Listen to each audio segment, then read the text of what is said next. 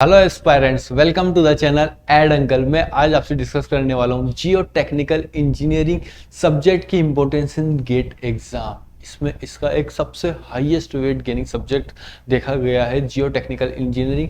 Around out of 100 around 14 to 15 marks का इसका weightage रहता है, यानी कि हम कह सकते हैं 14 टू 15% ये आपका गेट एग्जाम में कवर कर लेता है। इसकी इंपॉर्टेंस आप मार्क्स से समझ ही चुके हैं। अगर इसकी इंपॉर्टेंस हम बात करें एज अ सिविल इंजीनियर हमको क्यों पढ़ना चाहिए जियो टेक्निकल इंजीनियरिंग, तो यहाँ पर आपको समझ आएगा।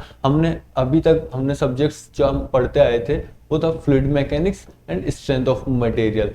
फ्लूइड मैकेनिक्स और स्ट्रेंथ ऑफ मटेरियल हम क्यों पढ़ते हैं उसके बारे में मैं बताता हूँ। उससे पहले बता देता हूँ geotechnical engineering around 100 to 120 years पहले ही यहाँ इंट्रोड्यूस हुआ एक सब्जेक्ट। उससे पहले हम फ्लूइड मैकेनिक्स पढ़ते थे जो कि सब्सटेंस की प्रॉपर्टीज थी in the form of fluid. Substance को पहले फ्लूइड की फॉर्म में भी हमने देखा, जैसे कि लिक्विड हुआ, एयर हुआ, ये सब फ्लूइड्स होते हैं। उसके अलावा हमने देखा जो सॉलिड सब्सटेंस है, सॉलिड सब्सटेंस जैसे रॉक मेटल्स, ये सब हम स्ट्रेंथ ऑफ मटेरियल में पढ़ते हैं। अब उसके बाद हमने एक चीज ऑब्जर्व की, साइंटिस्ट ने ऑब्जर्व किया कि एक ऐसा भी सब्सटेंस होता है जो कि फ्लूइड की तरह भी बिहेव करता है, सॉलिड की तरह भी बिहेव करता है। जो एक ऐसा मटेरियल जो कंबाइन बिहेवियर शो करे, तो उसको एक अलग स्टडी रखी गई जिसको हम देखते हैं जियो टेक्निकल इंजीनियरिंग में, जो कि हम बात करते हैं सॉइल मैकेनिक्स। सॉइल के एक ऐसे बिहेवियर रहता है जो कि फ्लूइड टाइप भी प्रॉपर्टी शो करता है, उसके अलावा सॉलिड फॉर्म में भी उसकी प्रॉपर्टी इंपार्ट करता है। तो उन दोनों की कंबाइंड प्रॉपर्टी को मिलाकर देखा गया सॉइल, और उसको अलग स्टडी हम करते हैं जियो टेक्निकल इंजीनियरिंग में। I hope this is clear. उसके बाद हम बात करते हैं गेट के लिए इसकी इंपॉर्टेंस। आप समझ रहे हैं गेट में अगर हम वेटेज वाइज बात करते हैं तो 14 टू 15% का सिलेबस यहाँ से पूछा जाता है। उसके अलावा इसको आप जब पढ़ेंगे तो इसको आपको दो पार्ट्स में पढ़ना होगा। दैट इज, एक पार्ट रहेगा आपका सॉइल मैकेनिक्स। सॉइल मैकेनिक्स में आप देखेंगे यहाँ पे सॉइल मैकेनिक्स, और दूसरा पार्ट रहेगा आपका फाउंडेशन इंजीनियरिंग। फाउंडेशन इंजीनियरिंग अगर हम इसको मार्क्स वाइज डिस्ट्रीब्यूट करें, अगर सपोज 14 टू 15 मार्क्स का सब्जेक्ट आता है तो 10 टू 9 या कह सकते हैं 9 टू 10 मार्क्स का सॉइल मैकेनिक्स आपको पूछेगा। सॉइल मैकेनिक्स दो पार्ट में आप पढ़ रहे हैं, soil mechanics and foundation engineering. Soil mechanics 9 to 10 marks का आता है हर साल। एक पूरा आपको पिछले 15 साल का प्रीवियस ईयर क्वेश्चंस का डिटेल एनालिसिस करके एक एवरेज मार्क किया तो 9 टू 10 मार्क्स का सॉइल मैकेनिक्स से आ रहा है, और 4 टू 5 मार्क्स का फाउंडेशन इंजीनियरिंग से पूछा गया है। सॉइल मैकेनिक्स में हम बात करते हैं सॉइल मैकेनिक्स में क्या क्या टॉपिक्स होते हैं उनकी पूरा डिटेल देखेंगे। जितने भी टॉपिक्स होते हैं उनमें से कितने मार्क्स हमसे पूछा जाता है, उन टॉपिक्स की आप इंपॉर्टेंस अगर आप वेटेज वाइज देखते हैं तो आपको समझ आ जाएगी कि वो कितना ज़रूरी होता है और इंटरेस्टिंग भी है। और फैक्चुअल सारे टॉपिक्स आप प्रैक्टिकली भी ऑब्जर्व भी करेंगे, उनकी काफ़ी चीज़ें होंगी जो आप गूगल पे भी देख सकते हैं, यूट्यूब पर वीडियोस भी अवेलेबल हो जाएगी, लाइक टेस्टिंग ऑफ सॉइल, ले शैटेलियर प्रिंसिपल, और जितने भी हमारे जो प्रॉपर्टीज हम सॉइल की जो डिज़ायरेबल उनकी प्रॉपर्टीज़ होती है उनको मेजर करने के अलग अलग एपरेटस होंगे। टेस्टिंग ऑफ सॉइल्स देखेंगे आप, स्ट्रेंथ ऑन सॉइल्स देखेंगे, स्ट्रेसेस ऑन सॉइल देखेंगे। उसी तरह फाउंडेशन इंजीनियरिंग में भी आप फुटिंग, जो भी हमारे जो सॉइल से बिलो जो भी हमारा कंस्ट्रक्शन होता है उसके बारे में स्टडी करेंगे। That is shallow foundation, deep foundation, combined foundation, pile foundation. इस तरह की आपको मैं यहाँ पर डिस्कस करके बताने वाला हूँ क्या क्या इनका वेटेज रहता है। शुरू करते हैं सॉइल मैकेनिक्स से। सॉइल मैकेनिक्स 9 टू 10 मार्क्स का आता है। इसके अंदर प्रॉपर्टीज ऑफ सॉइल जब आप स्टार्ट करेंगे तो सबसे पहले आपको प्रॉपर्टीज ऑफ सॉइल देखनी होगी, और यही आपका एक इनिशियलाइजेशन चैप्टर रहता है जिसमें से हर साल 2 मार्क्स का क्वेश्चन पूछा ही जाता है, हमेशा फिक्स रहता है। 2 मार्क्स का क्वेश्चन तो आएगा ही, से 2+ हो सकता है बट 2 से कम नहीं होता हमेशा। तो इसकी इंपॉर्टेंस सबसे ज़्यादा रहती है, यहाँ पे इसको स्टार मार्क कर लीजिएगा। क्लासिफिकेशन ऑफ सॉइल से भी हर साल एक क्वेश्चन पूछा जाता है, 1 से 2 मार्क्स का रहता है। अफेक्टिव स्ट्रेसेस एंड परमिएबिलिटी, जो कि आपको इसके बाद जब आप प्रॉपर्टीज ऑफ सॉइल देख लेंगे, क्लासिफिकेशन कर लेंगे, उसके बाद स्ट्रेसेस ऑन सॉइल आपको देखने को मिलेगा। यहाँ पे आप अफेक्टिव स्ट्रेसेस एंड परमिएबिलिटी खुद में एक सब टॉपिक हो जाता है, यहाँ पर भी इसको भी एक स्टार मार्क कर लीजिए। इसमें से भी 2 मार्क्स का क्वेश्चन आ जाता है। कम होता है कि 1 मार्क्स का पूछा गया, बट ज़्यादातर 2 मार्क्स का क्वेश्चन रहता ही है। सीपेज एनालिसिस, जो कि आप यहाँ पर इसके अंदर देखेंगे, जो कि जो डैम्स बॉडी वाटर बॉडीज रहती है तो वहाँ पे उसके अंदर वाटर क्या क्या जो सॉइल्स होते हैं उसके अंदर किस तरह से सीपेज रहता है, उसको भी आप यहाँ पर देखने को मिलेगा आपको पूरा। इसकी भी काफ़ी इंपॉर्टेंस रहती है, हर साल 1 मार्क्स का इससे क्वेश्चन पूछा जाता है। उसके बाद बात करते हैं stress distribution in soil.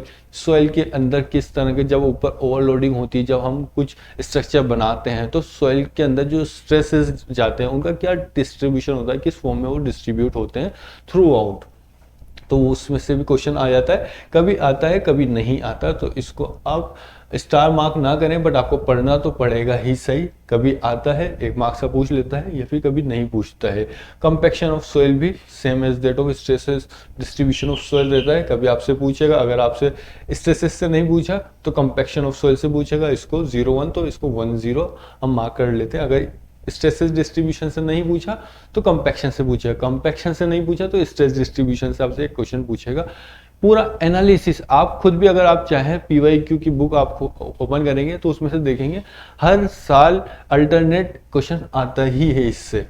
Consolidation of soil the most important topic of the soil mechanics, 2 से ज़्यादा मार्क्स का भी आता है, 2+1 कर लीजिए। कंसोलिडेशन ऑफ सॉइल बहुत इंपॉर्टेंट टॉपिक होने वाला है और बड़ा भी है, और बिल्कुल वाजिब सी बात है। इससे इतनी इंपॉर्टेंट प्रॉपर्टीज रहती है हमारे सॉइल की। अगर आप कंसोलिडेशन ऑफ सॉइल, जैसे कि आप कंपैक्शन आप पढ़ेंगे, कंपैक्शन क्या होगा, जैसे आपने इंस्टेंट लोडिंग की, डिफॉर्मेशन हुआ, वॉल्यूम के अंदर रिडक्शन हुआ।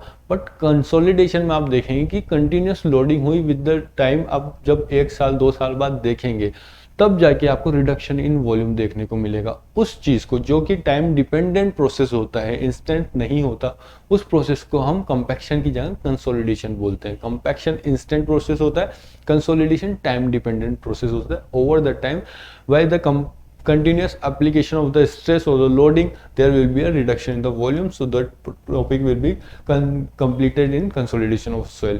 उसके बाद आप देखेंगे shear strength of soil, इससे भी एक क्वेश्चन आता ही है, यहाँ पर एक क्वेश्चन आएगा और वो 1 मार्क्स का रहेगा। Retaining wall and earth pressure, यहाँ पर इससे पिछले 5-6 सालों से क्वेश्चन नहीं आ रहे थे, बट हाल ही पिछले 2 साल से इसमें कंटिन्यूस क्वेश्चन आ रहे हैं। तो इसको एक इम्पोर्टेंट मार्क कर लीजिए आप, क्योंकि अभी रिसेंटली ही इससे क्वेश्चंस पूछना शुरू किया है। गेट के पैटर्न में थोड़ा सा मॉडिफिकेशन आया, उसको भी हमने स्टार्ट किया कि यहाँ पर क्या पैटर्न बन रहा है। पिछले सालों से नहीं पूछता था, बट रिसेंटली इसने पूछना स्टार्ट किया। स्टेबिलिटी एनालिसिस ऑफ स्लोप, यहाँ से भी एक क्वेश्चन बन जाता है 1 to 2 मार्क्स का। ये भी इंपॉर्टेंट टॉपिक है और छोटा टॉपिक हो जाएगा, जल्दी कंप्लीट हो जाता है। इसमें 2-3 आपको प्रिंसिपल्स पढ़ने होंगे और उनकी स्टडीज देखनी होगी, कोलम्स थ्योरी देखेंगे आप, तो और इस तरह से वहाँ पे आपका कंप्लीट हो जाएगा।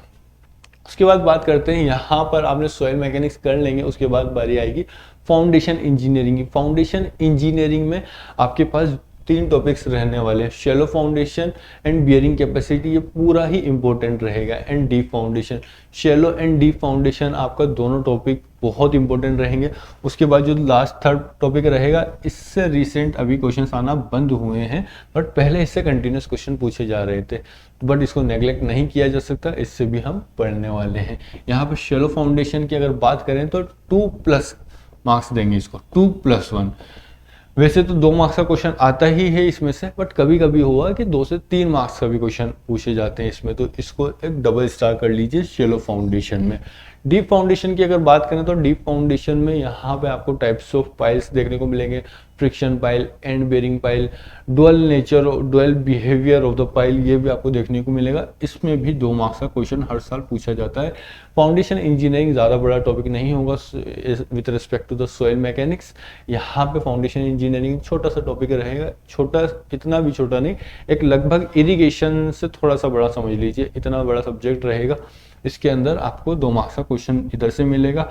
यहाँ से अभी रिसेंटली पूछना, अभी यहाँ से नहीं पूछ रहा है, पिछले सालों से पूछता था, अभी रिसेंटली इसने पिछले 3-4 सालों से इस पर बेस्ड कोई क्वेश्चन नहीं आया, तो इसको आप 0-1 एक मार्क दे सकते हैं, क्योंकि आप नेग्लेक्ट नहीं कर सकते। हाईएस्ट वेट गेनिंग सब्जेक्ट है, और हम देखते हैं एक फ्लक्चुएशन भी देखने को मिलता है हर साल, 5 to 10% का एक फ्लक्चुएशन देता है, जो कि पैटर्न के अंदर फ्लक्चुएशन, तो उस वजह से हम किसी भी टॉपिक को इग्नोर नहीं करेंगे।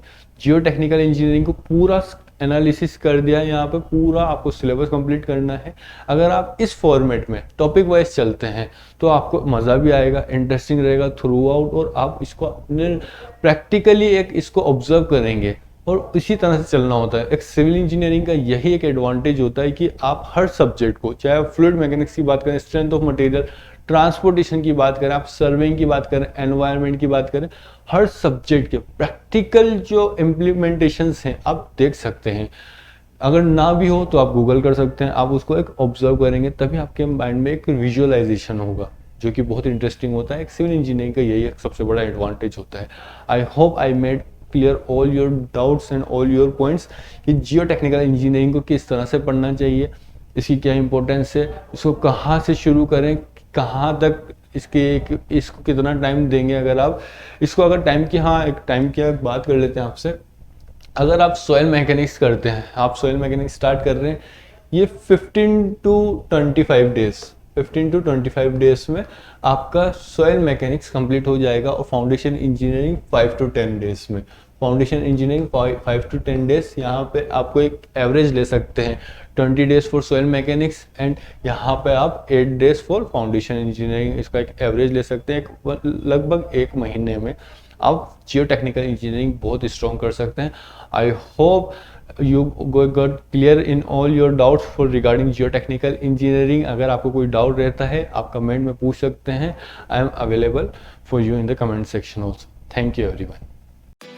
Now install all new Eduncle mobile app for a holistic learning experience of your higher education. From doubt solutions, preparation notes, exam updates, and practice questions, get all of these under one roof. Follow our social media for latest exam notifications and share your concerns with us through WhatsApp. Like the video, subscribe the channel and comment your suggestions down below. With Eduncle, karo life की तैयारी।